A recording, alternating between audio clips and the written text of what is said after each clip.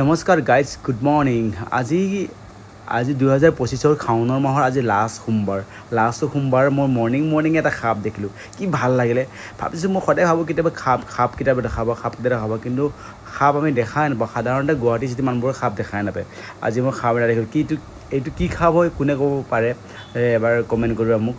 আৰু সাপবোৰ আমি চিনিও নাপাওঁ, যিহেতু আমি সাপৰ বিষয়ে ইমান একো নলেজ নাই যিহেতু।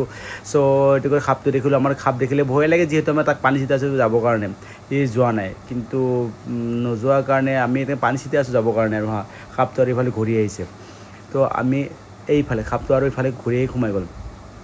শাওনৰ মাহত বোলে লাষ্ট সোমবাৰে বোলে সাপ দেখিলে বোলে ভাল হয়। আজি শাওনৰ লাষ্ট সোমবাৰ, এইটো কাৰণে এইটো সাপটোৰ নাম কি কমেণ্ট কৰিব, কোনে জানে।